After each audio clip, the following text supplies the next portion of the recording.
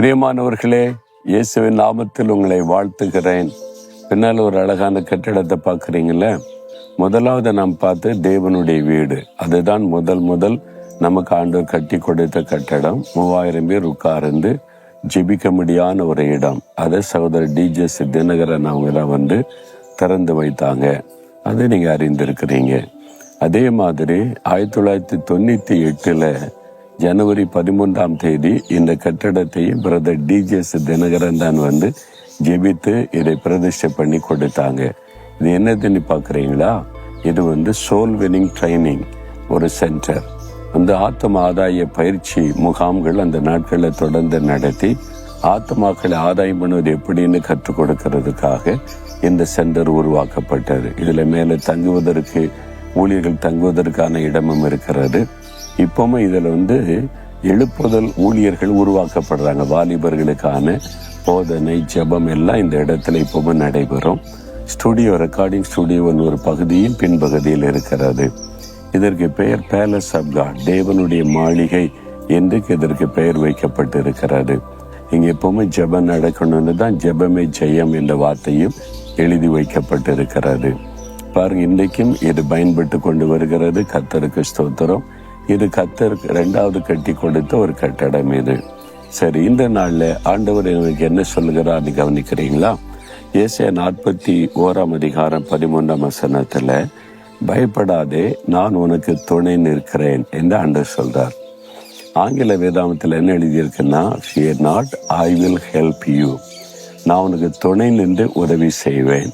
இன்னைக்கு யாரோ ஒரு உதவியை தேடுறீங்களா? உங்களுடைய சொந்த காரியம் அல்லது உங்களுடைய குடும்ப காரியம், பிசினஸ் காரியம், ஊழிய காரியத்துல யாராவது உதவி செய்தால் நல்லா இருக்கும் அப்படின்னு நினைக்கிறீங்களா? ஏதோ ஒரு உதவி, மனுஷ உதவி தேவைப்படும்.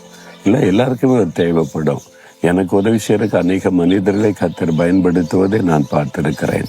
அப்போ ஆண்டவர் சொல்றாரு, நான் உனக்கு துணையா இருக்கிறேன், நான் உனக்கு உதவி செய்யறேன், நீ பயப்படாத. பயப்படுகிற சூழ்நிலை, அந்த சூழ்நிலையில நீங்க நின்று கொண்டு இருக்கிறீங்க.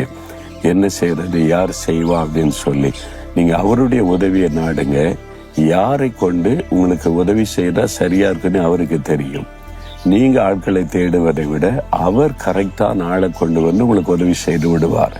சில சமயம் ஆளை இல்லாம ஆட்டோமேட்டிக்கா ஆண்டவர் நடக்க வச்சிருவார். பிறகு எதுக்கு நீங்க பயப்படணும்? இல்லைங்க, இந்த மாதிரி இந்த ஆள்கிட்ட யார் பேசுறது, எங்களுக்காக இந்த அதிகாரிகிட்ட யார் பேசுறது, எங்களுக்காக இதை யார் செய்யறது, இந்த வழக்கு நடக்குது யார் முடிச்சு வைக்கிறது? அவர் வாக்கு கொடுத்துட்டார். நீ பயப்படாதே மகனே, பயப்படாதே மகளே, நான் உனக்கு துணை நிற்கிறேன், நான் உனக்கு உதவி செய்கிறேன்னு சொல்றார். உங்க கையை பிடிச்சு சொல்றார், நான் இருக்கிற உனக்கு என்று சொல்லி அவர் கையில கையை கொடுத்து, நீங்க தான் எனக்கு துணை, நீங்க தான் எனக்கு உதவி, நான் எந்த மனுஷர்கிட்டையும் போக மாட்டேன், யாரையும் தேட மாட்டேன், உங்களை தேடுறேன், நீங்க எனக்கு உதவி செய்யுங்க அப்படி சொல்லி பாருங்க. அப்போ ஆண்டவர் அதில் தலையிடுவார். நீங்க ஒரு ஆளை நம்பிக்கொண்டே இருக்க வரைக்கும் இவர் உதவி செய்வார், அவர் உதவி செய்வார், அவங்க செய்வாங்கன்னு அவங்க மேலே நம்பிக்கை வச்சு போய்கொண்டு இருக்க வரைக்கும் ஆண்டவர் தூரமா நின்று பார்த்து கொண்டே தான் இருப்பார். நீங்க முழுமையா அவரை விசுவாசத்தை தேடு வரைக்கும் ஓரமா தான் இருப்பார். ஒன்றால எனக்கு உதவி செய்ய முடியல, எல்லாமே ஃபெயிலியர் ஆயிட்டு கடைசியில் ஆண்டவரை தேடுறோம். அப்படிதானே? அப்படிதான் சிலர் ஜெபிக்க வரும்போது சொல்றாங்க, அங்க போன இங்க போன இதை செய்த வியாதி 10 வருஷம் ஆச்சு, இப்போ வந்திருக்கிறீங்கன்னா எல்லாம் பார்த்துட்டோம், எல்லாம் தோல்வி, கடைசியில வந்திருக்கிறோம்பாங்க. கடைசி இடம் ஆண்டவர் கொடுக்காதங்க, முதல் இடம் கொடுங்க. என்ன தேவை வந்தாலும் என்ன காரியம்னாலும் முதல்ல அவருக்கு தெரியப்படுத்தி நீங்க உதவி செய்ய ஆண்டவரேன்னு சொல்லுங்க. அழகாய் நடத்துவார். யாரை கொண்டு உங்களுக்கு என்ன செய்தா காரிய வாய்க்குன்னு அவருக்கு தெரிய செய்து விடுவார். இப்போவாவது ஆண்டவரே, மனுஷனை நம்பி போன காரியத்தை மன்னிச்சிருங்க, உங்களுக்கு முதலிடம் கொடுக்காம இருந்ததை மன்னிச்சிருங்க.